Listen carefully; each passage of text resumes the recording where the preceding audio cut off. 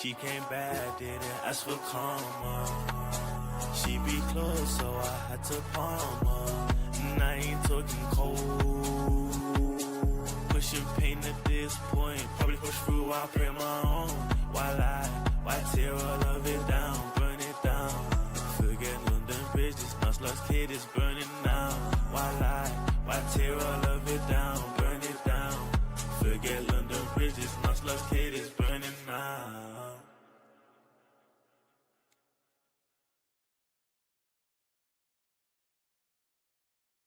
Yes, people, it's your boy Trimless, and of course, good weekend if you're a gunner, because we're top of the league, baby, and we're gonna remain there. Do you get me?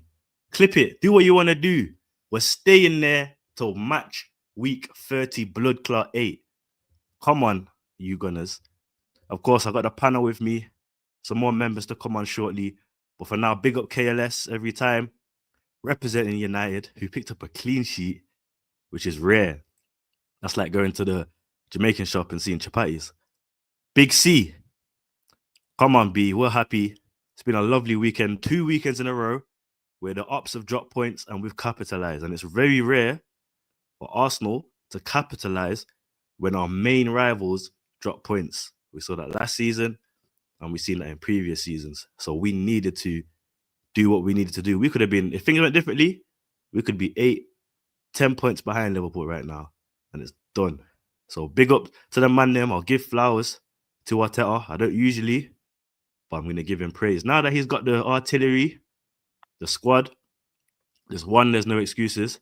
2, he's rotating. 3, he finally changed his stubborn, rigid ways of trying to play 3 DMs. And look at the difference in the attacking quality that we've had in the last 2-3 games. I know Gyok's yet to impress a lot of the rival fans because of the GA situation. And I'll be honest, I'm not going to gaslight man them just because I'm an Arsenal fan. There are slight concerns. It's still early days. I was expecting a bit more, but I'm not going to write him off. He still scored the same goals of Ekitike, same goals as João Pedro, and them man are getting praise. So end of the day, I'm going to give it till Christmas before I make a proper assessment and Gyok 9 before he turns to flop 9. Right now, I need him to be shotgun 9, and he ain't doing that. If anything, our most attacking threat has been Martinelli, and that says a lot. That says more than a lot. But of course, people, we're going to get straight into the big one, which was Liverpool-Chelsea. A lot of people expected Liverpool to beat Chelsea. Let's be honest. They've built this super team. Yeah, they've been edging some wins in the first 5 games. They've definitely edged some wins, but I can't lie, it's so lovely to see Liverpool lose games in the last minutes lately. 3 losses in a row for Slot.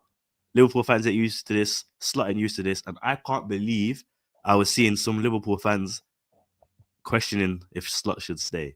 I thought that's absolutely brazy, fam. Absolutely brazy. But that entitled club, what do you expect? But I don't think Slot's the issue.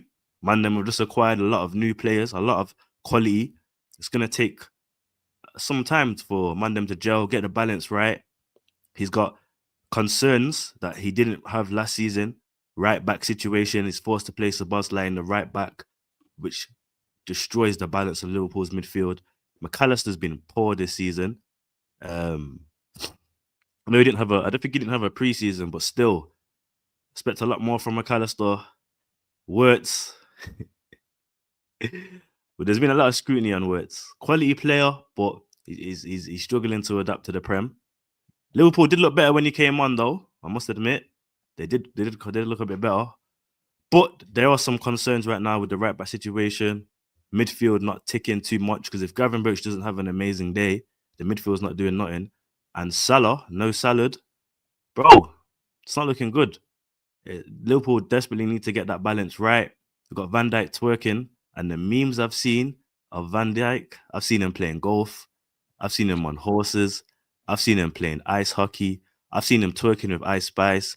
I've seen him bending on the tennis net like... Yo, man, them are calling him Cardi V. Man, them are calling him Cardi V, bro. Do you know how disrespectful that is? Yo, big up Jams. Love for the support, my bro. I can't even lie, man's ill as well, my G. My kids gave me something. Obviously, Tottenham Goose Fair as well. Big up to Nottingham Goose Fair. Everyone knows about that one there. But people, don't forget to like, comment, and subscribe. We're just chopping up the Liverpool-Chelsea game right now. KLS, don't know if you watched the game, my bro, but was you surprised to see the result and the manner of how Chelsea won the game in the end? Stivan, I think he's sensational. You know, last minute winner. He's a breath of fresh air. But I had this debate with my friend the other day. I think what's really letting Liverpool down is the new fullbacks they've brought in. I think Kirkes, he's played in the Prem before, and I don't understand why he's struggling now. Frimpong again, like whether it's because he's come from a different league and he's coming now, but I think they let him down. I know Slozably been playing right back and Connor Bradley's been coming in, but that's no matter what you say, Connor Bradley's not Liverpool level. Like, let's be honest. Like, He's not. They're used to Trents, they're used to these Andy Robertsons, not Connor Bradley, unfortunately. I feel like the Liverpool we watched against Chelsea, there was no spark. There was that Liverpool have. They just didn't seem to turn up today. I think Salah's been poor. I think whether it's only me that's seen it, I don't think Isak's being that great neither. That's about it really. But again, bro, like the midfield, there's not that spark no more, and that's where Liverpool adapt well, and that's where they come from. They come from the middle, play it out on the wide, play it in the middle, play it on the left, and there's not that spark no more. So what do you think it is? Because there's not been wholesome changes in the midfield. It's literally just the fullbacks and the striker. So surely, if anything, they should be ticking better. Do you think Slot's changed his tactics, or the players are just not up to pace right now? Do you know what? I don't think it's wild to say they're too comfortable. Start of the season, for the past however many seasons, how many people say Liverpool are winning the league? I mean, it could be that they're too comfortable, so they feel like they don't have to try enough, maybe. But you've got to remember as well, like, look, they've got a lot of players that have come in who are still yet to adapt, like Wirtz. Even maybe for Isak, being a Liverpool player nowadays, again, it's huge. So maybe that sort of idolizations get into him and it's not performing well, but I don't know. Again, just the spark of him's gone. I think it's the whole team. Like Konate's been awful since the start. I think Van Dijk's been the only decent defender they've got. Again, the fullbacks, they've been nappy. I quite like their backup keeper, Mashfordeli. I think he's solid, and he's a good replacement for Alisson. But again, Alisson's not in; it leaves a hole. So, nah, I hear you, my bro. Yo, Big C, what are you aligned with KLS's comments, or? I know it is. At the Liverpool, when they spend that amount of money, it's always going to take time for it to gel, isn't it? It's like everyone needs to remember they built practically a super team, so it's not going to come overnight. You look at the beginning of the season in the games they played, like they was lucky to win a lot of them. Trust. Like Newcastle, lucky. Bournemouth, all right, yeah, they won 4-2, but it wasn't exactly plain sailing. But at the same time, yeah, I think Liverpool's been found out a bit. But at the same time, Slot should show how good a manager he is. But can he change it around? Can he do something different? So you think he needs to change his tactics? Well, it's like, let's have a plan B now. I think the league's looking at him now. They know what they're going to do. They're going to press high all the time. So what you do, you sit deep, you catch them on the counter-attack. They ain't already got no plan B. And the fullbacks, like KLS said, the fullbacks at the minute, both of them are not performing. And that's a big problem. I was never convinced by Bradley. I was never convinced by Bradley going forward if Liverpool wanted to get rid of Trent. I know obviously they got Frimpong, but we know he's more attack-minded. We've not been able to see much of Frimpong, and I think Frimpong will be fine in the Prem. I don't think he's going to struggle. Kirkes, I'm disappointed in, because he's been playing in the Prem. But I feel like he's trying to do too much, trying to impress too much. He's not just being composed in the comfortable play he is. But I Exactly can't that. lie, man. Then if my centre back was ever looking like this, would have problems. That's mad. That's mad. That is My mad. centre back That's a ever violation. looking like this. Allow it. I can't look at it. Because I don't get why they're cooking Van Dijk when they should be really cooking like. I think Listen, who was it that fucked up with the second goal? Or was it Szoboszlai?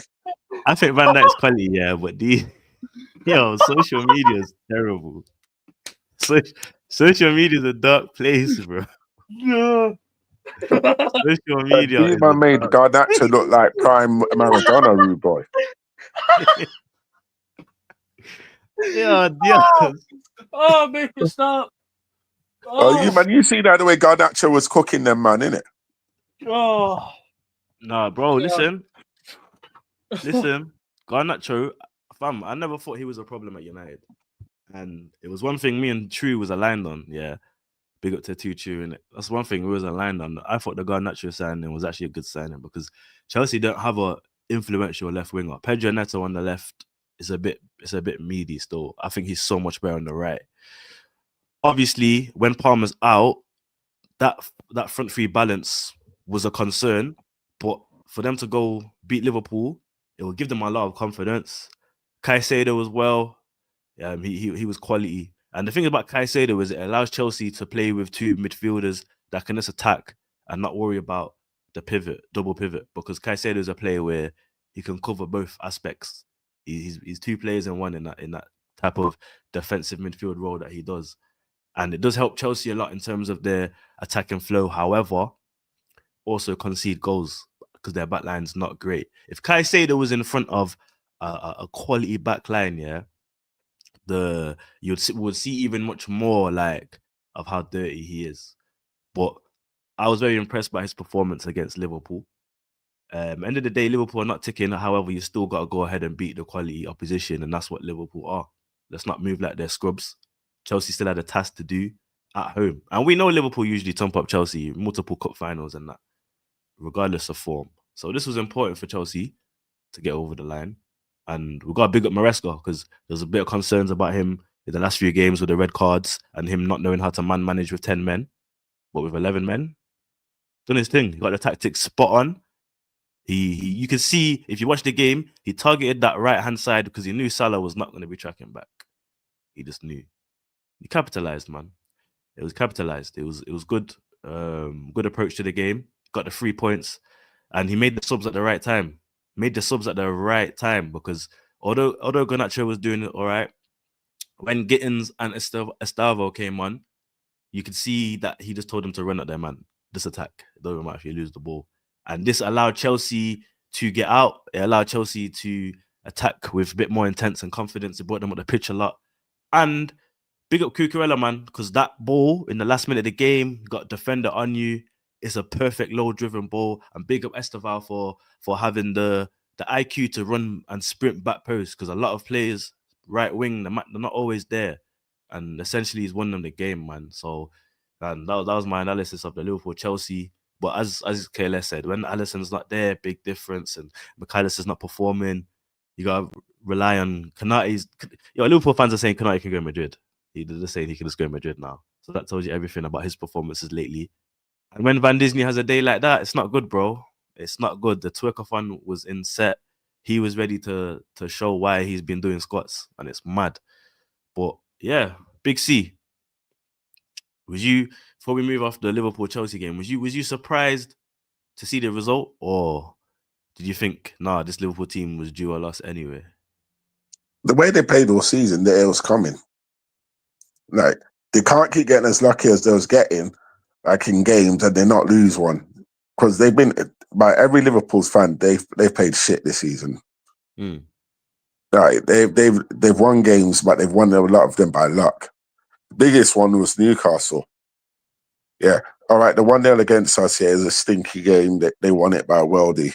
But yeah, they've been lucky. It's been coming. And Chelsea, if you watch the game, I said it from the beginning. I said Chelsea going to win this because Garnacho hit the post. Enzo in the last minute, just before the goal, hit the post. I said I knew that. I saw the goal coming because Liverpool's wide open, boy. No, I hear it. And I think it's because of the midfield. Personally, Liverpool, McAllister's not a natural DM anyway. Neither is Gravenberch. As amazing as he is on the ball and tidy and, can break through, can score long shots. They don't really have that solid DM minded. They haven't had that since Fabinho, innit? Endo was not it. It was a cheap buy and they don't rate him now. So I think if Liverpool had like a Caicedo, a Lavia, a Rice in that DM role, and then they could have two midfielders that could take a bit of less pressure on defensive responsibilities, the balance would be better. Well, that's my take in it. So I'm sure Liverpool fans may have a different opinion, but that's just how I'm seeing it at the moment, man. But Alisson gone being a big loss. I don't wish injury on anyone, but of course I'm happy to see them drop points, and his absence will lead them to dropping points. So I'm happy that they will drop points. That's the polite way of saying it, innit? That's the polite way of saying it. But yo, guys, don't forget to like, comment, and subscribe. Yo, man, who was your at the Liverpool Chelsea game? Who was your player of the match? The one to watch, the one that impressed you? I'd say Cucurella. Because I think these past couple of weeks he's dropped form. I think he's back now, and I rate him highly. I think he's best left back in the league, my opinion. I say Cucurella or Badiashile. Yeah, Badiashile surprised me, man, because I don't really rate Badiashile in it. So him doing that, I was like, fairs, but I've never really been a fan of Baddy in it. I've not been a fan, but that was decent performance from him. Maybe there's a player in there, in it, but it's one game, in it. It's one game, and I've seen many bad games from him. Bring back Chalobah. But no, with Liverpool dropping points though, bursts open the Premier League again because potentially we will give first place to someone else. So it makes it exciting, man. We don't want to see Liverpool run away with it like they did last season. So the Prem is cooking right now. Off topic, still the Prem, but Crystal Palace 19-game unbeaten run comes to an end. And of course, the one time I bet on Crystal Palace or draw. I bet on Palace or draw. The one time in this whole unbeaten run. And what happens? They lose. And the manner that they lost, that Grealish goal, oh my days. But yeah, Palace have finally showed that only Arsenal can do this Prem thing with no L's. Do you get me? Come on, 49 games unbeaten, not touched. Wait, let me not talk too much if I get cussed. But moving on, we're going to slap up the United Sunderland game. Of course, we've got KLS here to represent. Now, it was a clean sheet, which did surprise at least 75% of the population. However, KLS, in the group chat, you man were saying a lot of stuff during the game where when I'm looking at the score, I didn't get to watch the game. It looked like a comfortable result. But yo, you looked a bit stressed, a bit triggered, bro. Can you give your insights into that? I mean, the initials are Diego Dalot. I mean, he's got the left foot of an amputee. I don't understand his IQ. It was only him. I think everyone else played. Luke Shaw was a bit, but that comes naturally. We expect Luke Shaw to do this. Whereas the past couple of seasons, a lot's been all right. But dude, man, the lot. I think we pulled the trigger on him and get him gone. Like, he's 26, we could get 30, 40 million for him.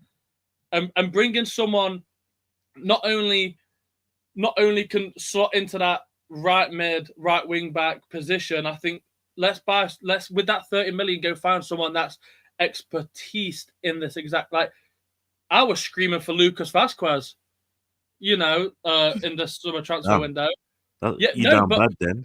No, because he can push forward and he can come back. Because he started off as a right wing, then you see what I'm saying? It's like Frimpong, but like not. And then like again, Giovanni Quenda, like he would have fit in perfectly. Just a lot for me. He's like, I can't tell what team he's on. Like he's really bad, dude.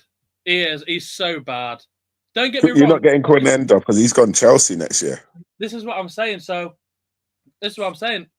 Let's pull the trigger on him getting gone. I didn't know. I thought we were like 31, but he's only 26.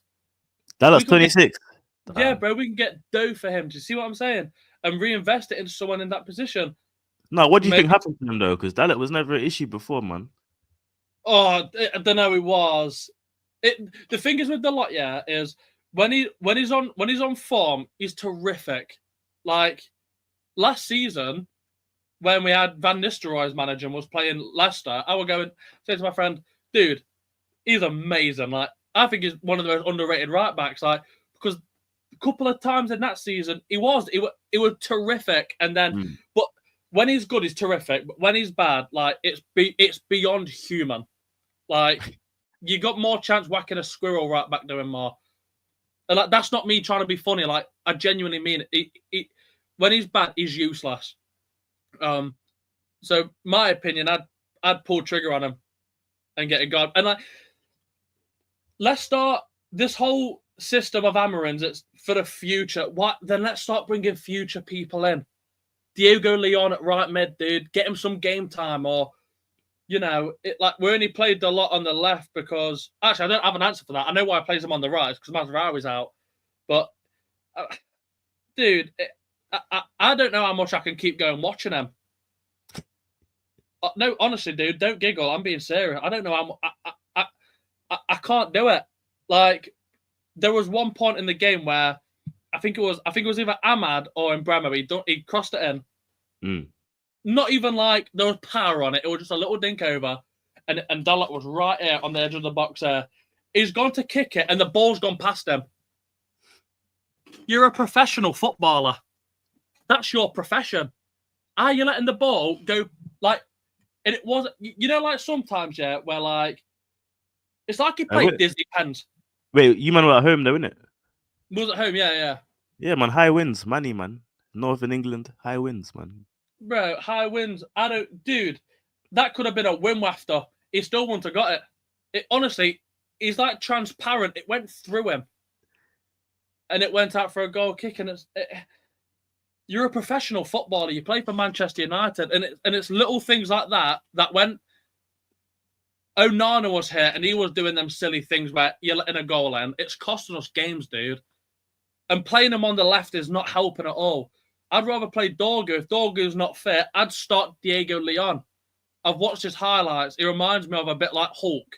He's a small little player, dude, but he's like proper bodies the ball. This is what the whole system is. It's about making a team for the future. Then where's Obi? Why is Obi not starting? Or bro, Obi's not good enough, bro. There's a reason, bro. Listen, but he's not going to be good enough. No, he played for us, yeah. He played for us under 18s. G. He blew up under 18s. He didn't even blow up under 21s. He scored 10 goals in one game against Liverpool. Okay, cool. That's crazy. But it made his numbers look real nice across the whole season. Right. Secondly, if we're willing to let go of him, knowing that we desperately needed a striker at the time and we let go of him for chips, that says a lot, bro. Yeah, but that can't be the argument because we're not even trying him. Because you realized it wasn't. You tried him at the start and you realized it's not it. Yeah, but that was with who? With who? Do you know what I mean? Now we've got Bremer and Cunha up top. I'm not saying start him instead of Sesko, but give him 30 minutes on the pitch. Let's say in a world, we go to Brighton. Or you'd benefit more playing Sesko in 90 minutes than playing him for 20, bro. 100%. But we can't sit and say, oh, but he's rubbish because you can't not like food when you've never tried it. Do you see? I get we've tried him before, but again, look who was feeding him balls. Look who was playing with. Like we've now got actual talent as 2 10s that can actually give him what he wants, and we're not trying him. Same with Aiden Heaven. I think Aiden Heaven's arguably one of the best centre backs we've got, and that's putting him over Shaw. That's putting him over Maguire on a good day. Euro is clearly your best centre back. Oh, 1,000,000%. 1,000,000%. But again, I don't think Euro would blossom into the player he is without having De Ligt next to him. So then, if De Ligt's getting all, why are we still playing Luke Shaw? I don't understand. I don't get it, dude. Do you know what? You know, if we were to play Luke Shaw on the left, I won't be that bothered because he's more experienced playing up and down the flank. Like he's played for England and Man United sometimes, and he's more experienced. He's not a defender, bro. Like, imagine the team where we've took the lot off, we've put Luke Shaw on the left, who's let's pretend he has a good game and is actually like feeding balls in, and like Aidan Heaven left centre back. Like, never mind that. Even Maguire left centre back. Like, just stop playing Luke Shaw. But we're waiting. I think we're waiting for Martinez to come back. Martinez is back still. It'll go straight in. Like, there'll be no hesitation. It'll straight go in for Luke Shaw. 100 So what's the back million. three looking like? What's the back three looking like for you? What, Martinez, Yoro, De Ligt? Yeah, De Ligt in the middle, Yoro on the right, Martinez on the left, for sure. And then ideally, your midfield would be what? I'd still play Cassie. I know Ugarte is good, but I've worked it out as What do you mean? Yeah. Good at what? Who, Ugarte or Cassie? Ugarte is good at what? Ugarte, he's good at tracking. I think tracking. Yeah, bro. When we played against Brentford, he's good at tracking. He cost £60 million to track. Okay, right. Tracking defensively, his passing's nice. £60 million to track. Bro, you know you could have just bought an Apple Watch if you want to do tracking that bad. No, dude, it's never that. It's never that. Bro, I'm not he was arguing. You're talking about his tracking. Yeah, but bro, he blossoms. I think he's. He's pants, bro. He's ass. You guys is ass. You are not going to convince me that he's a decent Premier League player. Tom Cleverley is better than Ugarte. Ugarte's shit. Sorry. He's blank, bro. No chance. I think you got robbed. No. Fellaini is better than Mikel Arteta in DM is better than Ugarte. No, I disagree. Look, I got a violation, yeah. PSG sold you them man for 60 million. They went and bought Vitinha from Wolves. Yeah, to replace him, and he's a far better player, rude boy. Miles better. No, I'm not saying Ugarte is dead. But I'm not saying he competes with Rice or Caicedo. I just don't think he's as bad as you make. When we played Brentford, he doesn't even compete with Wharton. No. Yeah, but Wharton's cold. Boy, he's a kid. Yeah, but Wharton's class, bro. Man said Calvin Phillips. No, that's a fire. No, Ugarte's not that bad. He's not that bad. I can't even argue. That's a good. Yo, Big C, who's better? Ugarte or Calvin Phillips? Let us know in the comments as well, people. Who's better? Boy, I've never been a big Ugarte fan still, so I'm rocking my boy Calvin Phillips. Oh my days. Overweight, unwanted Phillips. No, he's not that bad. But I still pick Cassie though, and I'd pick Bruno on the left. Now, hear me out. I don't think you're gonna play Bruno in the left centre mid, and this is what I've worked out. The whole tactic is when we push forward. Anyone, have you seen Casemiro in the box? Ugarte in the box. If it's not a corner or a set piece, no. So I've worked it out. Bruno can't play left 8, bro. No, wait, hear me out. So when we're going on offense, Cassie stays back. So the defender, so he's here left. So Bruno, he'll go up to add that extra man. I've worked it all out, dude. I've watched more, dude. I've done my research. It's incredible, and that's why I don't think we're starting Mainu, because pushing forward. Who do you pick, Fernandes or Mainu? Be honest. Well, it's Fernandes, isn't it? Okay, but then you could easily play Fernandes in the 10. You could play Fernandes. Would you start Bruno over Cunha? No. Would you start with Bruno? No, because I don't think Bruno should not be touching the flanks. But then so where do we play him? Cam. Yeah. So does he replace Cunha? No, not this Ram Lam business. It don't work with Bruno in midfield. You have to play him Cam and have wingers. That's how we play. It's either Bruno only shines in the Cam. He doesn't shine when it's a Ram thing. I think we sell him anyway. This is why he's looking dead. You might are making Bruno look dead. When Bruno came to your team and he played Cam, brought your team to life. He cooked. He saved you, man, weekly. He was the star boy, yeah? Man, them were comparing him to De Bruyne and all that because you played him in his position. And then, instead of building quality around him, you moved him and then put crap players around him and then blamed him.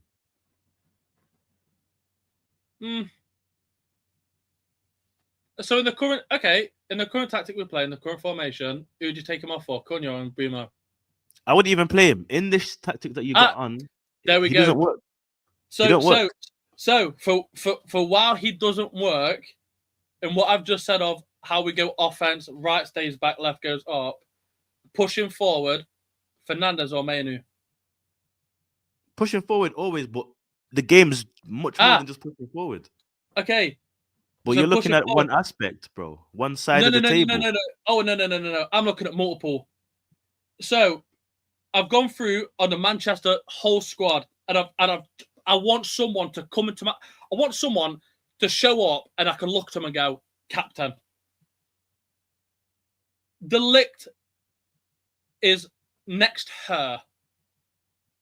Or however you call it, whatever word it is. Hair. It'll go Fernandes, hair. Fernandes, then maybe De Ligt. Now, the issue is with that is Fernandes' leadership is I think his leadership gets in any team. His role model doesn't. So when I say role model, whoa. No, he ain't got no leadership. 100. No, leadership. Yeah. To edge a team on, but the role model he has on the younger players like Yoro, like a Garnacho, like people that come in through academy or they've just first starting is a no.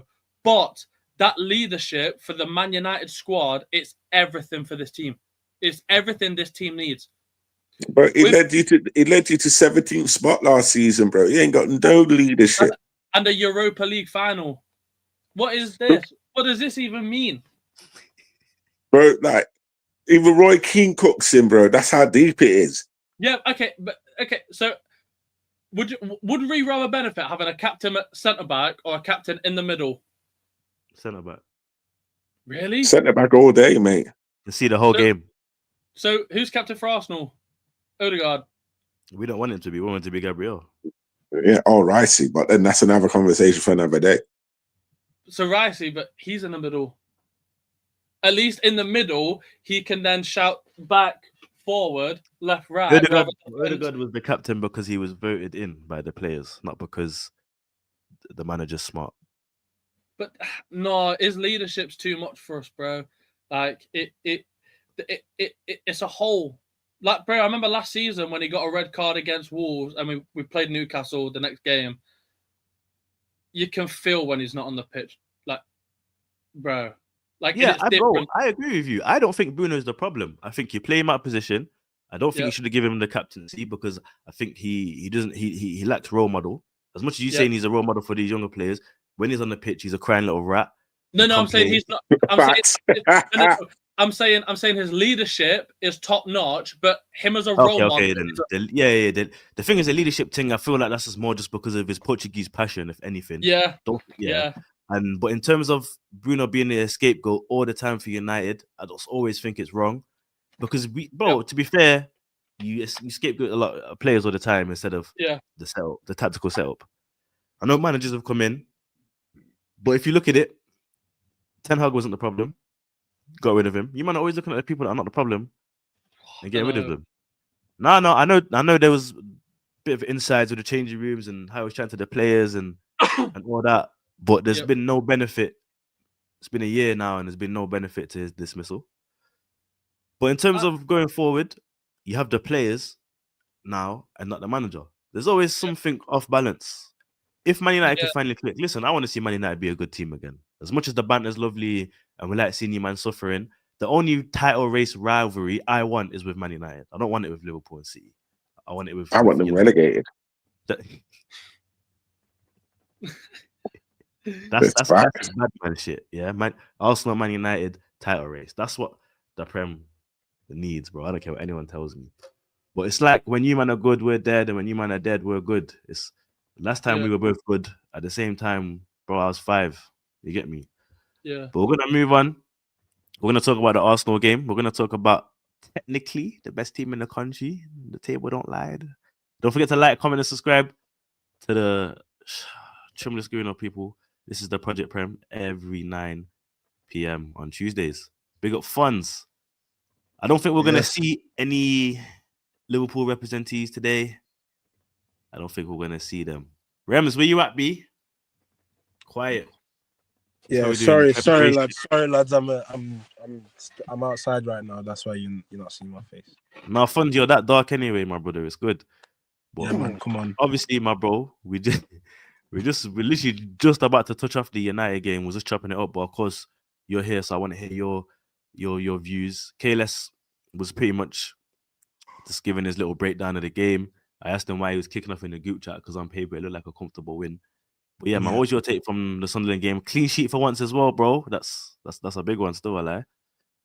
Yeah, clean sheet and 3 points. That's the most important thing in this game. First half, we was decent. I'm not gonna lie. The players did play well. They kept it nice and neat. They kept the basics, and that's what we've been screaming for the past however many seasons for Man United players in general. Just keep it basic, keep it simple. We don't have to do all these fancy flicks and tricks and passes and whatnot. Always risking stuff and whatnot. We can just keep it simple, you know what I mean? And we did that first half. Second half, we dropped off massively. I think some of our better players who in the first half dropped off. Mbama was giving the ball away quite a bit second half. Dallo,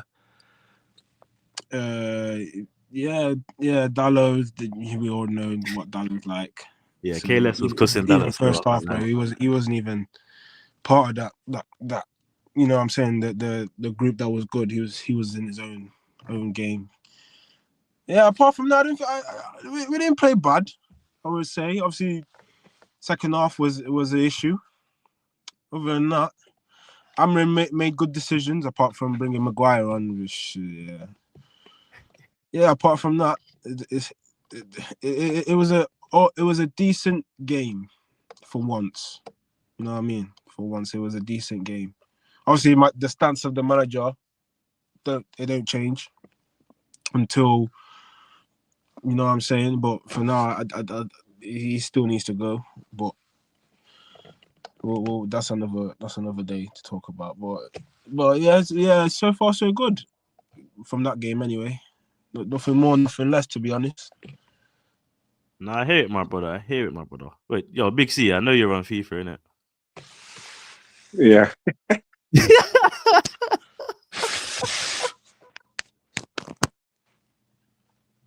I'm not hiding it, fam. I'm just keeping it real. I can see the concentration. Yeah, You see the not concentration. saying nothing about this game. Not even saying nothing. Fuck's sake. That don't kill me. But yeah, no. Oh, Fonz is gone. I was just about to ask him a couple more questions, but if he comes back, we'll move on to the Arsenal game now. So unless you're on seasons, Big C, you better pause that, my brother. Yeah.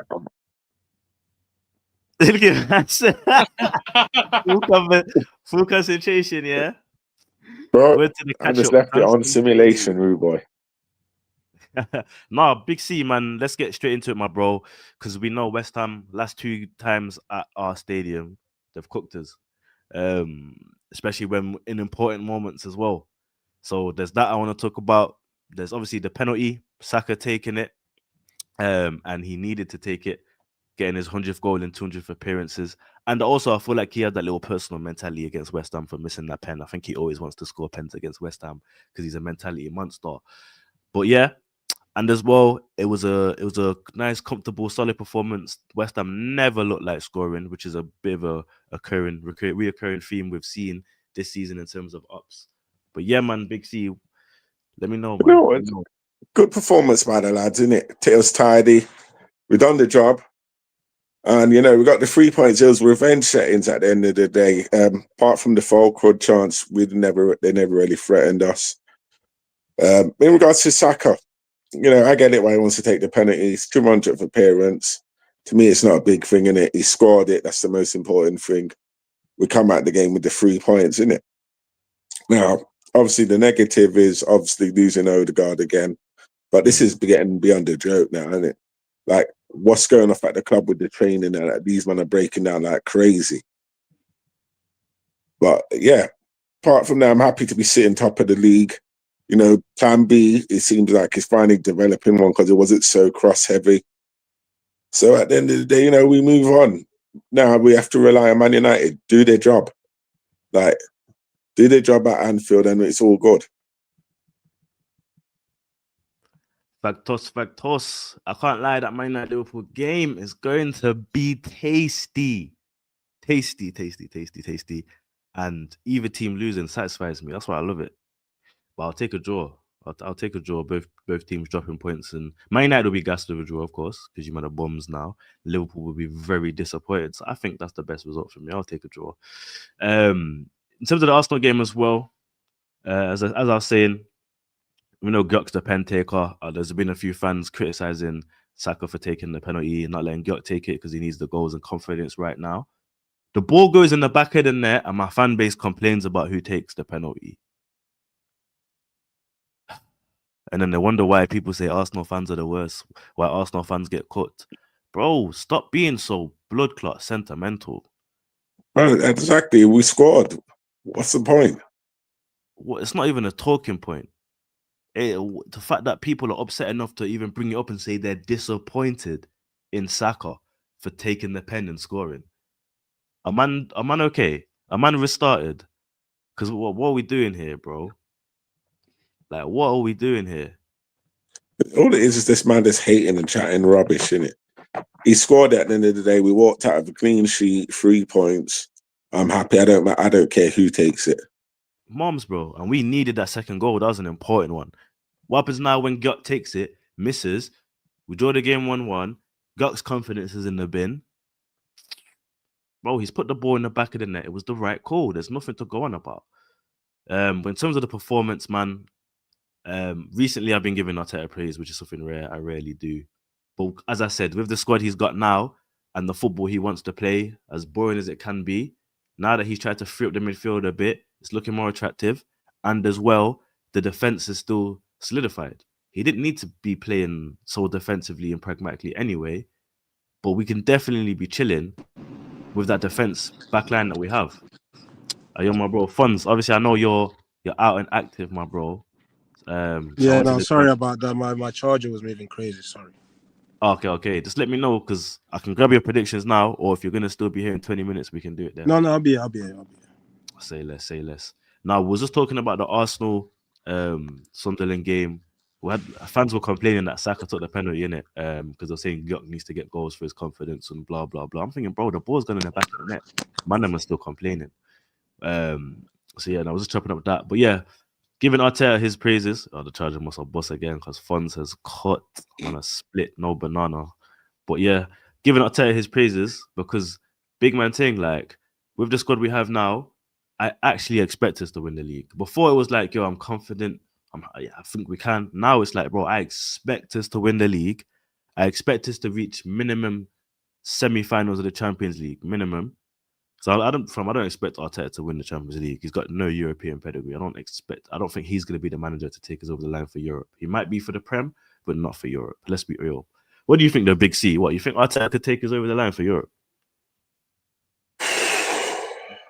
Potential. There's potential there at the end of the day. But when you still got like the big boys like the Reals, the Barca and that, bro, like it's always going to be tough, innit? But I've seen some of the pundits say that they class us as the favourites. I'm not going to be deluded to say that. I reckon we could get semi-finals. But the thing is, it's always a different thing when you come up against, obviously, we dealt with Real Madrid. We beat PSG, but it's a different thing when those teams get to a semi-final. And I don't know if we got the know-how to get over the line in the semis. Yeah, he's been a bit stinky. I can't even say a bit. He's been very stinky in semi-finals, man. Except for the one FA Cup we won, he's not got past any other semi-finals. And that's the thing is, what he needs to do is, like, in the semi-finals we've had, he's been too, like, conservative, bro. He needs to just go let the handbrake off and let the man then play. You saw it's been like the last 2 games. Why not do this 24/7? This is what I'm saying, bro. We saw it was clear as day we needed to play Rice, Ødegaard and Eze, or Rice, Waneri, Eze. Just 2 free-flowing attacking midfielders that can influence the left side of the pitch and the right hand side of the pitch when we were attacking because everything was too focused on the right. Look how better the left has looked now that we've had an attacking midfielder on the left. Like, it's bringing back Shaka days, man. Because even Shaka, as much as he did defensive responsibility, because he had the mad work rate and legs, he was there to do the attacking side and he was creative with it. Where when we have players like Zubimendi and Declan Rice playing left 8, they're very pragmatic. It's sideways. It's just tidy passes. It's not, get me, penetrating passes. It's not defense splitting passes. It may be once or twice, but not frequent enough for us to be comfortably winning games. This is why this season I'm like, bro, I expect us to win the league. We have the artillery now. There's actually no excuses. I'm expecting Mr. Fraud to come back with the Prem. And I'm hoping now that with Berta, because Berta is a bad man, he won't accept complacency or just us coming and not second, third and not winning nothing. So, bro, I think this is Arteta's last season if he doesn't win something major or even anything at all. Because think about being a player, yeah? And you hear the same guy, bro, every day. Same guy giving you the same instructions, the same speech, the same TED talk. Eventually, two things are going to happen, bro. One, the players will leave. Two, they won't want to fight for or play for my man. And then you see poor results. And we see it when players don't want to play for the manager. We see it as fans all the time. So this is my concern, innit? This is why, for me, this has to be Arteta's last chance last season. Okay, I agree. Sorry, go on, Big C. I was saying, no, I agree because Berta is shown like he's worked with the madman Simeone at Atletico, so he's known not to take no nonsense. So yeah, it is last chance for Arteta. But in regards to them winning the league, I would like to get my gas head on and say, yeah, we're going to do it. But I just think Manchester City and Liverpool, it's going to be tough, innit? If we can go there and we can get points against those lot, maybe win those games, and I'll start to believe a bit more. But it's going to be tough. It'll be a 3-horse race in my eyes. Okay, what, KLS, you aligned with that? Well, yeah. I mean, I said that last season. I asked I got friends who are Arsenal fans, unfortunately. But I said, surely with how long he's been here for, if nothing comes true this season, sure. What will it take for your club to sack him? Like you just said, imagine being an Arsenal player and you're getting told the same instruction every week. Imagine every season, bro, you're that close. You're that close. And it's not like there's a margin. Maybe last season you could argue for it, but even then it should make them hungrier to. It just seems to be a recurring theme of you do well, and I praise you for it, but you just seem to be that close all the time. But we need to remember, so look how many times it took Klopp to fail before he got over the line. We got to be realistic, innit? That's true. But bro, we saw the Klopp was winning the Champions League in what? 4th year? But respect what Klopp did, innit? But it took him 5-6 years to build that team, innit? Yeah, you remember at the beginning, they was finishing 8th, getting slapped by Sevilla's in finals and all sorts. I know, but even though he didn't win them in his first season, he got them to 2 finals. 4 years time. In 4 years' time, was won the Champions League. The next season, he's won the Prem. Like, bro, that's 5 years, and he's done all that, G. And there's a Carabao Cup in between there. So in his first 5 years, G, he's got a Prem, Champions League, and Carabao Cup, bro. Can't compare him to Klopp. Yeah, Klopp's got that, but we also got to admit in the beginning, there's been times Klopp lost against Cardiff in the final. No, I hear you, but Klopp spent less money as well, bro. And do you know what? Do you know what? It doesn't help with Arteta with the team he's had. Like Saka's not a bomb. Do you get what I mean? He's a top quality player, bro. So's your defense. I think it doesn't help the fact you've not won anything for how long. Like, you're getting booted out semi-finals. Like, you shouldn't be doing it, bro. Like you shouldn't. Like, if when Odegaard's fit and he's playing well, he's arguably top 5 centre mids just for his flair and his, all that comes with him. Saka as well. Martinelli back in the day when he used to be Brazilian. You know what I mean? But like, bro, you remember, bro, how long have you had Saliba and Gabriel as a duo, bro? Like, I think when you was playing, what's his name, right back, Ben White right back, and you had Ramsdale, that was the season where I thought they've got it. Clean. Havertz are going to pull something out. You've just signed Jesus. We've all been calling. We all, like, as much as it annoys me, we all want you to win because we've all heard it for so long. We're the mighty Arsenal. We're the mighty... But, bro, you're semi-skim milk and you've not got past that pot yet. With the team you've got, bro, you should be in the final. At least in the final. I know you didn't call my team semi-skins fucking milk. But it is, bro. You get kicked out the semis in every competition. If we're semi-skin milk, what are you, man? Bro, we're not red top milk. You know them red top watery things. That's what they are. Yeah, we're the ones with the little bits in the middle. We're just trying to pick out, and then we will be good. But no, you need to do something. Playing well is not enough no more, bro. Not for teams in your position. Playing well is just not enough. No, I agree with you, bro. I agree with you. Go out and win Carabao Cups, win FA Cups. Go, like, I get you beat Real Madrid, but like, you're the mighty Arsenal. You're the mighty Arsenal. There shouldn't be doubt. You're gonna get slumped by Madrid. See what I'm saying? But do you know what cost us last season, Careless? You got to remember, we lost a lot. Basically our whole attack in December and January. Yeah, literally lost that. Yeah, and to say we only lost 4 times in the league. Yeah, all right, we drew hella times and peed me off through the drawing thing. But to lose your whole attack basically, and still lose only 4 times in the league, same as the champions, you got to look at it in that way and say, you know what?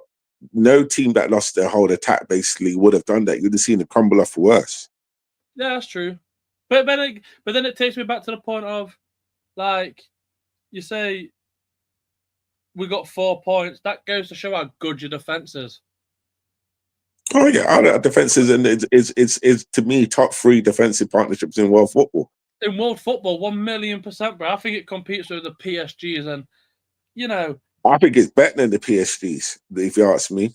Potentially, especially within depth-wise, 1,000,000%. I can't name. I think centre-back partnership definitely better than PSG. I'd probably say number 1. To be honest, I don't know, man, because I rate Bastoni at the Inter defense high, bro. But then, yeah, but partnership-wise, yeah, as a duo, Lee and Gabriel partnership-wise is the best partnership in the world. Like, we can bring out teams, yeah, but then Marquinhos and Pacho, but with again with Pacho, he's got to prove himself. But whereas Gabriel and Saliba, bro, they've been doing it together. They're like brothers, bro. Like, they've been doing it for how many years? Listen to this stat, yeah. The last time Arsenal conceded more than 2 goals in a game was against Luton Town in December 2023. We haven't conceded more than 2 goals in almost 2 calendar years. Do you know how crazy that is? That's what I'm saying. But now read that stat again and say you can't get past semi-finals. Like, it don't seem biblical, bro. It don't seem real. And we won the game 4-3, I think, if I remember correctly. Yeah, we won 4-3. We had to rely on a Declan Rice header and a... The 93rd minute, wasn't it? Oh, God. But yeah, man, them... Obviously, as much as we can talk about Arsenal not getting over the line, which is a clear sign that we've seen for many years now. As we said, we'll just end on this has to be his last chance. This has to be his last season. That's when I move on quickly because I'm being conscious of time. I'm ill, bruv. But yeah, and I got jury service tomorrow. So if I see you, if you're can't lie, if you're the guy getting accused, I ain't gonna tell anyone that I know you in it. I'll pattern you, my brother. And I'm capping. But yeah, Liverpool Leeds Spurs game. Spurs won 2-1. Okafor scored, like you said, KLS, and thank you because I said him to score as well. Come on, so that helped me. That helped me on the table with a cheeky half point. But yeah, Matthias Tell and Kudus getting on the score sheet for Spurs. Obviously, Leeds leveled it up. Still not very convinced by Spurs at the moment. I know they're like fourth or something at the moment, but I don't think they're gonna get top 6. I'll be so honest with you. I just can't see them consistently picking up points week in, week out. They're so easy to drop points. They're in the United spectrum, innit? In terms of point dropping. So I'm just not convinced by Thomas Frank yet. I think he's a good manager. But I just think he needs to be a bit braver with the squad he has. He's not used to have such a powerful squad, and he needs to implement that in his tactics. The other game was City. Obviously, they beat who was it? Brentford. Just about. Haaland. I can't lie. Haaland's goal was disgusting. He's on fire. Bodied man, beat another player, slotted it in, bro. It was such an old school striker. It was dirty goal, man. Dirty goal. And that's what they needed, because City didn't score again at the moment, man. It's Haaland's carrying them. Last season, people in the season before were saying, Haaland's nothing about City. City carry Haaland. Hardly touches the ball. Well, what are we saying now, people? Haaland, 20 GA in 10 games. But he's an alien, bro. Told man already. He's not from this planet, bro. Something's wrong with him. And they were saying this is technically on paper, this is his worst start to the Prem. Get out of there, man. Not on paper, innit? When you compare his stats to the previous seasons. Still a madness, though. At game week 6, he was on his worst start. He's just adapting to new players. Like he's finding more space now, and he's being more available now. Whereas previous seasons, he just stay up and wait for that to happen. Whereas now he's really getting involved, and he's trying to find that pass, and he's dropping deep. Yeah, bro, and he's just adapting, bro. But the thing is, that's what scares me, the word adapting. Because once he's finally adapted, bro. But you've seen the difference. That goal against us here, bro. He ran and he absolutely, you've seen how quick he is. People forget about Haaland. He's actually quite quick, bro. He started the goal as well. He held off Gabriel. He's passed it. He's spun Gabriel, sprint the length of the pitch, got the ball back and bagged. And I'm telling you, bro. Mark my words on this podcast here, bro. He's going to obliterate Alan Shearer's record. Mark my word. Unless Harry Kane comes back, it's over. That record gets smashed. 100%, bro. Well, if he stayed at City as well, because obviously if City don't win anything this season, you know what I'm saying? Big player like Haaland, he wants Ballon d'Ors and that. He may look. His head may turn, especially if Pep leaves. There's no reason for him to stay. If City don't do it, there's no reason for him. He could literally go to anywhere and just anywhere. It's his Haaland has the world in his palms, bro. All right, let's look at the teams he could go to. Real Madrid, they got Mbappe now. That ain't happening. Yeah. Barca's the most sensible one. Yeah. Are they going to pay the 250 that City would want, the 300 mil? He's going to cost stupid. They'll find a way. They'll sell some more hotels. I don't know. They'll sell some cafes. They'll do something. Barca will find a way. But logically, it's only Bayern Munich or Barca where I can see Haaland going after City. I can't see Bayern. I can definitely see Bayern. No, I don't see Bayern. But you know why? Because Bayern don't spend the money that would cost to bring him. Yeah, on a free thing, innit? That's what I'm saying. After City, if it was free, then yeah. After City, At the end, but it's a 10-year contract. Remember, 10 years. That's what I mean. When he leaves City, all I'm saying is after City, I could only see them two clubs him going to. Oh yeah. Or PSG, because they're the only ones that'll just they're the only ones that'll just splash cash. But they're not like that anymore. PSG. Not anymore. I don't see him. Yeah, I don't see him. PSG wage structure as well. I don't see PSG going in for Haaland. I don't think Haaland has the ambition to play in the French league either. Imagine him in the French league. I think he'll want to play. He want to play top 3 or Bayern Munich, because with Bayern Munich it's like you could win the Champions League as well. So I can see that happening. But yeah, man, Haaland's carrying City at the moment because without Rodri's dropped again, so City are going to need Haaland as much as ever. And if Haaland picks up something or he has a stinky stretch of games, City could be in a lot of trouble. They could really be in a lot of trouble. And I still question their backline. I think their defense at the moment is very average. There's no one in that backline now, except for Gavardio, where I'm like, okay bad boy defender. I feel like Stone's kind of losing it now. Diaz losing it now. They can't do the high line thing. Rico Lewis is not a right back. They play Mateus Nunes right back. He's not a right back. Gvardiol plays left back and centre back. They don't really have like a proper. For me, like Outnor is good left back in it, but he's not.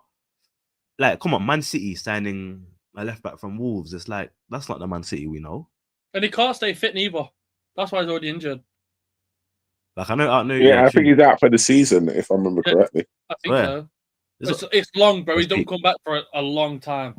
Yeah. Now that's peak. But even for me, like as much as Outnor was doing his thing for Wolves, when you're in a team like Wolves, you can stand out more. I'm just surprised City even went for him. I thought City should be going in for, I'm not saying, of course, they would be able to get him, but those kind of caliber players of Alphonso Davies and Mendes and those type of profiles in that left back.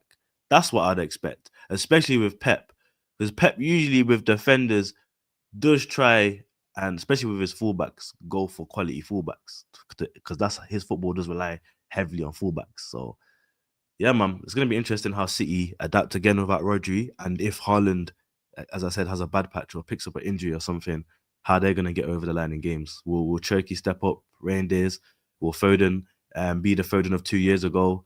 We'll see, man. I love the Prem, man. So interesting. Man, then please don't forget to like, subscribe to the channel. Thank you for 300 subs. Trying to get to 304, we're on 302 now.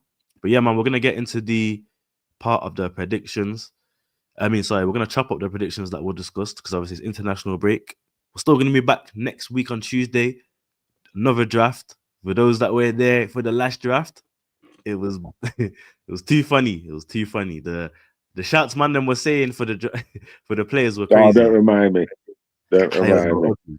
Big C, KLS, you man are already on fraud watch for the names you're saying. If I hear names like Diblin and Arnautovic again in your man's careers, it's crazy. Nah. Yeah, that was a violation still. I forgot about Diblin. Big up to every time, my brother, proper, real Arsenal fan as well. My guy. Blessed to you every time. But yeah, I want to show people what the table looks like so far from the predictions. Obviously, I forgot to do it last week, but I came in clutch this week. And this is what we're on. I had a good prediction of games. I'm back to the top, people. Obviously, Big C missed the game. Otherwise, potentially, he would have been above me. No, did he? Fonz is doing his thing. He was slacking at the start. Jams has had a good debut, 4 points there. Skidge hasn't been on for a while, so he hasn't sent me nothing. Run didn't send me nothing. KLS, you've been disappointing, bro, because you keep trying to violate clubs. Keep trying to violate clubs, bro. That's what you get, man. To be fair, yeah. If you look at the point to games played, if Rems was consistent in his predictions, I reckon he would be top still. But yeah, I'm top at the moment. I'm happy. That's what the league's looking like. And the fantasy, it's not as great. I'm not top. I'm not too far. Man, like Fred's first, Alan in second, I'm third, and Ron's in fourth. I can't even see. Big C hasn't joined, and KLS hasn't joined. You need to send me the thing. I'll do it tonight. Say no more. I'll pin it again. See niggas, bruv. But yeah, man, them. It is international break. We will go over the rest of the Prem games. Of course, this is Project Prem. Any fan of the Prem can jump on. We ain't big sis bias out here. We like to take time for everyone else. So we're gonna look at Saturday. Actually, all the big teams playing on Saturday, to be fair. They knew what they was doing. We'll go at Sunday then. Aston Villa beat Burnley 2-1. Malin. Both goals were class. He was looking like a bright spark. And Villa need that because they got rid of quite a few. Not got rid of, but they lost a few attacking options last season in Asensio, Rashford, Bailey left as well. So they need someone to step up. And Diego, he's a class player. He's not consistent enough, and fitness is an issue. But he's a decent player. I don't know if you might know about Marlon. I keep saying Malin. Where's Marlon? Former Arsenal boy. Yeah, he is. He's rapid. When he's on the ball and he's driving, he's rapid, fam. He was cold at Dortmund, and then he came to Villa and he's lost it. No, the thing is, he hasn't lost it. Like, he's had a few knocks, injuries, and that. and he's not had a consistent run of games, bro. I don't think he's lost it. I just think, it's just he didn't get that start that he has. Hopefully this season can blossom into the player that we know he is, because he is a quality player. He is a quality player. Obviously, we discussed Everton and Palace. Palace losing their undefeated streak of 19 games, which is a lovely run by them. Well done. Salute every time. Big up Glasner, he's doing bits over there. Unfortunately, they couldn't keep that going. But he also got big up Grealish. Didn't get into the England team, but I'm still continuing to impact Everton. And obviously, we knew that Grealish in a smaller pond was gonna thrive. He's a big fish. Do you get me? And he's in a less rigid and structured system where he can flow. And Ndiaye as well, he's a player, man. He's only a pen, but he's a player still. I rate him. But man, decent from Everton. Newcastle and Forest. Yo, listen, the Forest chairman, that Greek brother, he was looking vexed, bro. That's what you get, man.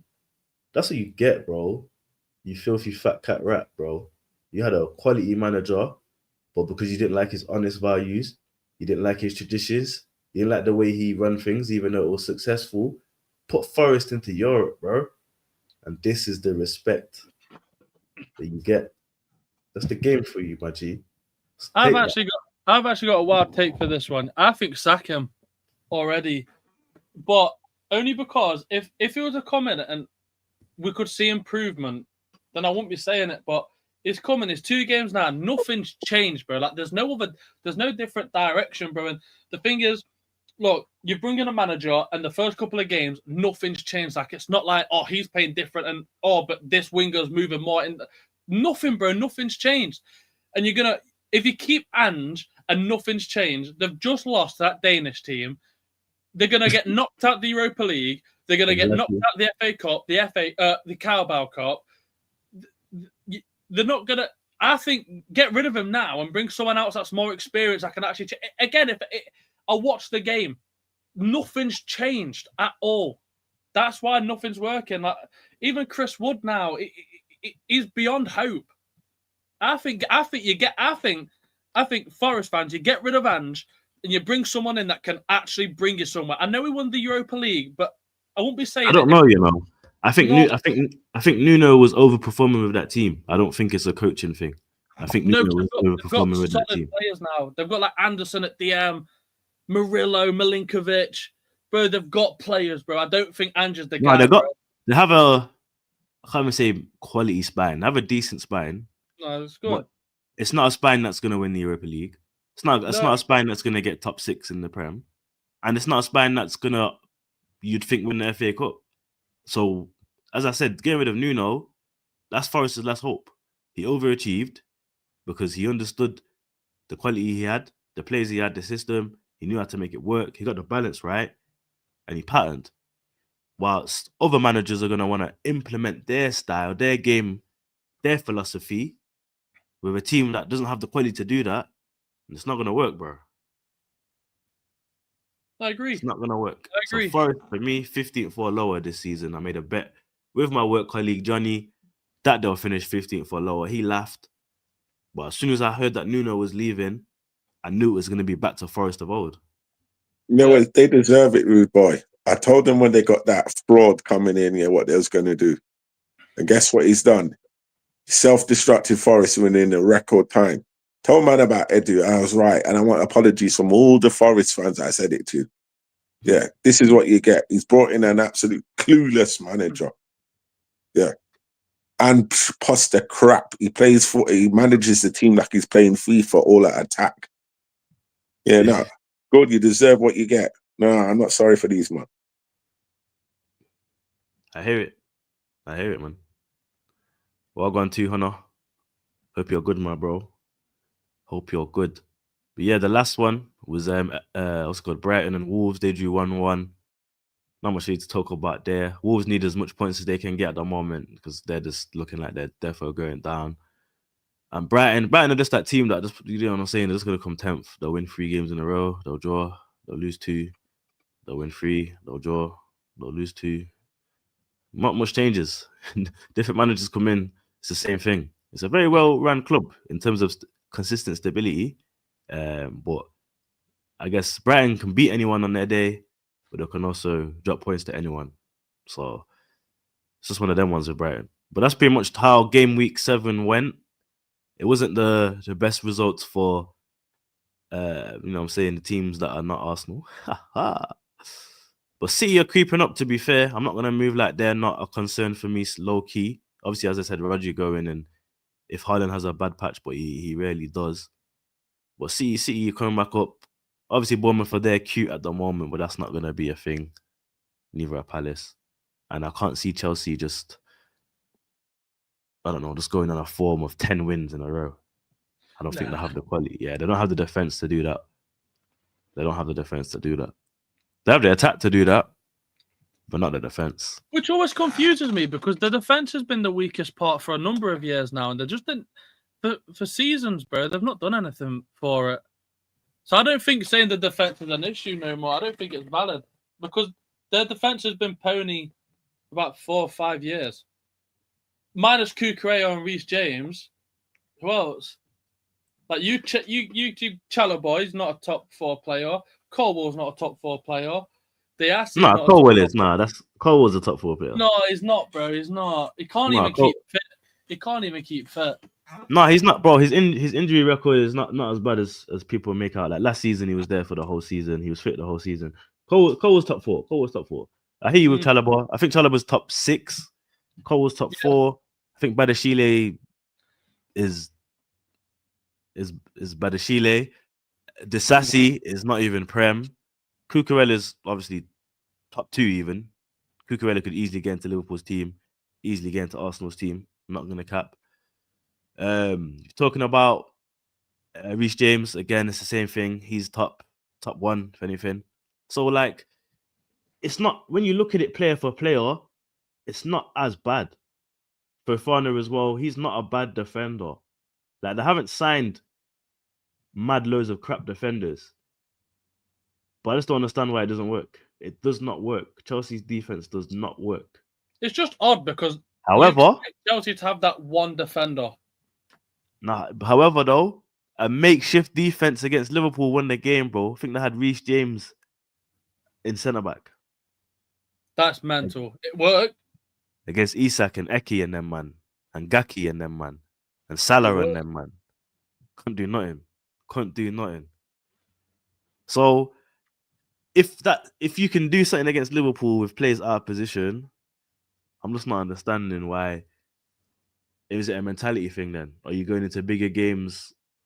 You know what I'm saying? The players, is this on the players? They're going into the smaller games more complacent and not concentrating as much. Because you can't be doing that against better teams. Chelsea never looked crap against big teams. You know, except for Arsenal a couple of times when we spanked them up in it. I kind of that was nice, revenge arc. But Chelsea rarely look crap against big teams. But when they play against the mid teams, they always seem to be mid themselves. They fall to that team's level.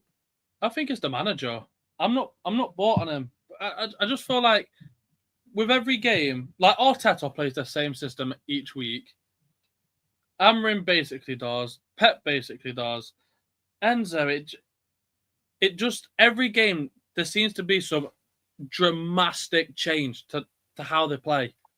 Like look how when they went man down against us, bring on what? How many DMs and defenders? Oh, yeah, that was terrible. You know what I mean? And then he, like the players have it in where they're getting red cards every game, and that's not Chelsea. Chelsea are cool, calm, and collective, and they're not. Like again, bro. It's drastic. Look again, Reece James at centre back against Liverpool. What the flip, bro? What? Do you see what I'm saying? What makes him do this? I mean, it worked, fair dues, but it's a drastic change after drastic change against different teams, and it's not like he'll do this for a week and two, or it's Man City drastic, Man U dramatic, Everton dramatic. Like, there's no set system. It's honestly like he flips a coin, he's got 2 thoughts in his head, whatever it lands on, he goes, right, we're gonna do that. There's no set style at Chelsea. There's no nothing. It's like he goes, go out and just have fun. In my opinion, I think that's going to cost him because a big game's going to come up. Like I think they're in the title talk because they are creeping up a little bit more than most other teams, more than Tottenham, more than Man United. But there's going to become a game where he needs to win, and when he's got that pressure on, if he's doing that sort of buffoonery against Brighton, I mean, God forbid, bro, plays Arsenal and he's got 9 at the back, 1 DM, 1 up front, a left winger. Like, do you see what I'm saying? I think that's going to cost him. His decision making is going to cost him big time, and I think he'll get sacked for it. 100%. No, I don't think he'll get sacked. Go on, Zixi, go on. I don't think my man will get sacked. What's your reasonings for that? Because I think, you know what, it's not been great, but at the same time, with him winning those 2 trophies, it's giving him a bit of time. But come on, bro, the Conference League, I could win that with that team. Obviously, don't get me wrong, I'm with you. I don't rate that World Cup, whatever crap you want to call it. The Club World Friendly Cup was the PSG players were drunk. Their run up to that, by the way, they just played stinky Brazilian team. Okay, no, I shouldn't say that because the Brazilian teams are cold, but it's different kind of football, isn't it? We're on the physical rush thing. They're on the technical, sexy thing. So it doesn't work. We need to stop buying wingers. What's wrong with them buying wingers all the time? Because wingers make it the most P in it. They buy wingers because they sell them off later for more P. That's why Chelsea tend to buy more attacking players. Chelsea like to buy young attacking players, and they don't care if they play them or not because they will sell them for more P because they're young. The thing is, if they look at it like their team, all they need, they're 2 players away from being title contenders: a top world-class goalkeeper and a top quality striker. That's all they need. They've got everything else. But they don't do that because they're a business, bro. They're run by Americans, and even now, Burley, obviously him being American himself, it's going to be a case of business first. That's why they do these long contracts. It makes more money when they sell players because they retain their value. That's why they have these mad clauses. That's why they sign so many players. They sign players knowing that they're not even going to play them. It's crazy, bro. They're a business, G. That's mad. Yeah. They're not bothered. They're not too... Think about it, yeah. As an American, you're not that bothered about football. Are you more bothered about, personally, making the team you own get more trophies for the fans to get gassed or putting more money in your family's bank account? These men are thinking about generational wealth before the Champions League, G. And we see how they performed against Bayern Munich in a competition where everyone wants to win it. Yeah, they got slumped. Different, bro. Two different. I can't lie though. Bayern Munich looking scary though. Companies got Kane and Elise moving mad. But it shouldn't be a 3-0. Not a Chelsea, bro. Not Chelsea. Not the Chelsea I know. That team is a madness, KNS. That team is a madness. Don't disregard it. I do not disregard it, but not 3-0. Maybe a 2-0 Clarton and like. No, it's 3-1. It's 3-1. All right, 3-1. Maybe like 2-0 and then like 70% possession. Fairs. Not 3-0. Bro, they got Clarton, bro. Different. And like even when they play teams that are in a competition and they all want to win, they all want to be number one in a competition that matters. Again, Moise Kean, he disappears. Kukurea, he disappears. I don't think Chelsea this year. Who did you just call? What? Moise Kean? Moise Kean. No, Moise Caicedo, and Kukurea. I don't think putting them in the Champions League this year, I don't think they're going to do well. What could Moise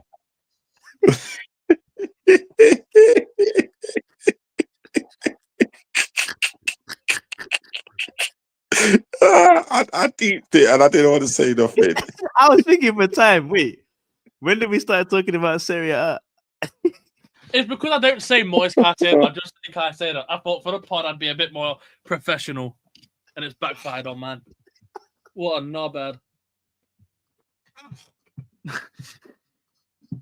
I didn't even clock. I'm glad you told me. Nah, you're good. You're good. Moise Kean at the Nah, your point was valid though. Yeah. The point was valid. That shit was funny. Can't wait for the fantasy draft next week, boys.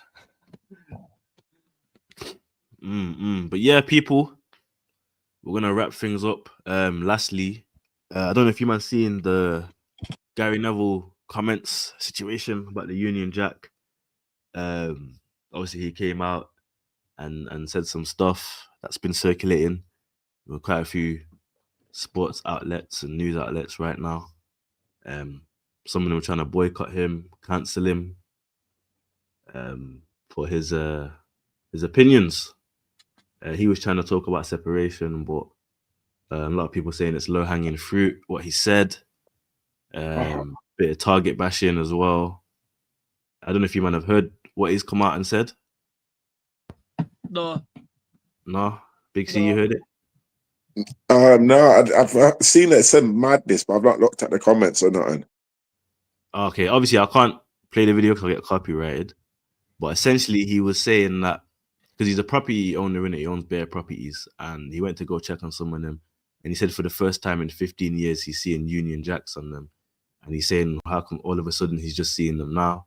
So Guy Neville said while he was working on the video, he's gone on and said this has just been basically a situation fueled by hate and anger, mostly by angry middle-aged white men who don't understand and know exactly what they're doing.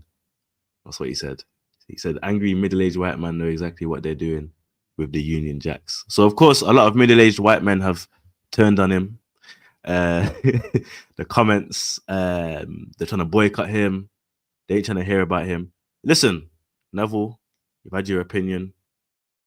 I ain't got no beef with it. I don't get involved with politics and all the drama. Yeah, that's a mad one, isn't it?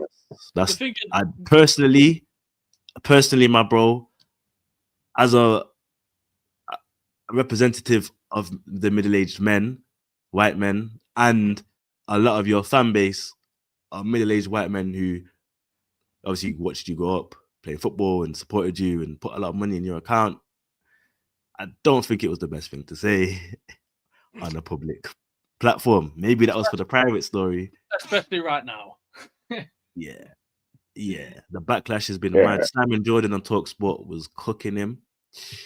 And to be fair, you know what I don't understand is people turning around, some people turning around cussing him, name calling, whatever. That's going to mean anything. But then they also say it's important for us to have freedom of speech. So like, which one is it? Which one is it? Look, you don't just because you don't agree with someone's opinion doesn't mean you now need to like dislike them or hate them. Just question the opinions, argue the opinion. Like you don't need to start cussing out man's moms because of his opinion. Yeah. Like I don't understand the benefit to, if anything, you're just making yourself look like a child. For me, if you don't like someone's opinion, you can either ignore it because it's not going to change your family's health or your bank account, or you can debate it. But start name calling and calling for man and death threats and it's crazy, man. It's crazy, bro. Look, we've got to remember it's Gary Neville. It's not the king. It's Gary Neville. It's Gary Neville, man. He played right back and got carried by Man United. He was very good right back there. No, he's a quality right back, but let's not do that though. Let's not cuss him in it. We're not. No. But look, everyone's gonna have their opinions, and does it bother anyone on there? I highly doubt. It don't bother me, but I can understand why it would trigger middle-aged white men, innit? I can understand, but look, we're all gonna forget it in a month's time. We're gonna not pretend, but we're gonna forget like in a month's time. I don't know where this one, because they're at the moment they're trying to cuss out Gary Lineker and Gary Neville in it. They're trying to say they're saying them two are going band for best British idiot at the moment. So I think this one is gonna get elongated. I can't lie, bro. Well, look, as long as it don't affect you and yourself is in a good environment, who cares what people are gonna say? People say things all the time. So what? I would not let words in a dictionary upset me. Never. 100%. I just feel like Well. Gary Neville, you're known for the football thing. Just talk about the football thing, bro. Yeah, bro. Keep on football. Keep on football. You don't need to talk about anything else. Like, again, we're all gonna forget it in a month, no matter how big it is or what position he is. Like, that's just the harsh reality of social media now. Something's gonna happen on TikTok where a new song's come out or a new dance has come out. Then TikTok's gonna be all over that. Then we're all gonna forget. He's gonna opt back on it in his little box, talk waffle about Man United, and go home and sleep. Like, I'm not even convinced he bangs his wife anymore. Like, dude's done. Do you get what I That's mean? wild. Yeah, but come on. Dude's old, man. Gary Neville, bro, he's ready. He's old, bro. He's like 40 something. Yeah, bro. Come on now, he'll be growing grey hair soon. Listen, Nah, Bro, come listen, on you're a now. United fan as well. Why are you cussing one of your goats? that's wild. Because it makes many, like, it's not the first time he says outrageous things. Like, I've got to hear it all the time. And he talks this big game like Man United, blah blah blah. They're getting impacted by what people are saying online, and that's making them perform bad. They're professional footballers. What do you mean comments are upsetting them? That's your profession. Do you think Travis Scott or Drake or any of those sit on social media and go, yeah, that's it, my career's done? No, bruv, because they've got the points to prove it, dude. He makes opinions and he spouts them out, and he thinks he's done something because he's got his own thing on Sky Sports with his little microphone up here that looks like a little mustache, and he just spouts waffle. What's the vendetta against Neville? Are you a middle-aged white man? You sound a bit angry. No. It's because I've got to hear him all the time. I've got to hear what he's got to say all the time. That's what I'm saying. I just think, Gary, you know, if you were Cantona or Beckham, yeah, I'd get it. You're a right back. Wait, so if Cantona came out with the comments he said, you wouldn't mind? Or you'd get it, you'd be calm? No, but I'd see more of an outrage because he's more popular. Whereas with Cantona's Neville, more popular than Neville. 100%. No, he's better player than Neville, but he's not more popular. Neville's definitely in England. I don't know about that. In England, Gary Neville is more popular because he stays more relevant, innit? He stays more relevant. Maybe so, but I just don't think Gary Neville's in that position to just spout comments like, gee, your time's over. I think it was, as I said, I just think with the crowd you're in, just when you're posting, just stick it football related, because as soon as you touch politics, it's long day. I hate when football gets mixed with politics anyway. I don't want to see it's silly. No kneeling down for BLM. I don't want to see no rainbow flags and corner flags and laces. I don't need to see any of that, bro. I just want to play ball. Just want to talk about ball. Just want to be thinking about ball. So as much as Neville's gone out and said these white middle-aged men knew what they were doing, at the same time he kind of knows what he's doing saying that. He literally could have just said it's fueled by angry people who are putting up the flags for the wrong reason. If he had said that, he's not facing so much backlash. But my man's gone and said it's fueled by angry white middle-aged men. As soon as you mention color, the right-wing people, they're getting triggered. The left-wing people think you're a hero, and it's all getting messy. Didn't need to mention white. Didn't even need to mention men, because you're already in a football spotlight, so it's majority of men listening to what you're saying anyway. Didn't even need to mention men. All you had to say was the people. As soon as you start targeting the demographics and specifications of the people of the country who are already, let's face it, the IQ is mad. The IQ of this country is piss poor. Bro, we've got the same IQ that are to the spam. Bro, I'm seeing people struggling. Like, I don't know if your man watch E-Man TV. Big up to E-Man. Proper content. But I'm seeing people struggling to answer questions like 7 times 7 and what's the capital of Germany, and just basic knowledge. You know what I'm saying? Bro, we got an IQ of a toilet seat, fam. Bro. So I'm saying, like, you know, this like no brain cells at all, fam. Because the IQ is not there, people love debating and being angry and separation. It was gonna, I'm sorry, Neville. As much as what you said might have been valid, you're gonna piss people off, bro. Because you can't, because you're that demographic, G. it looks like a lot of people call him a traitor. The other side, a lot of people supporting him. I just think it was a very bad time to mention it. And I think it was just one where he should have kept within friends for now. And or just word it a bit better. I think he could have worded it in a way where you're not eyeing out a certain group. Because cool, maybe there was a love and peace behind the message in terms of he's on about don't fall for the separation. Because let's be real, they are doing that in it. They are trying to make it a race thing and separate, and they ain't giving us the proper facts in it. However, should have just worded it better, because you have to word things better in 2025 because we live in very sensitive times and people's IQ is lower than Jamaican mortgage rates. So that's just the thing, innit? But yeah, man, Neville, fair enough, my bro. Fair enough. But we'll be back, people.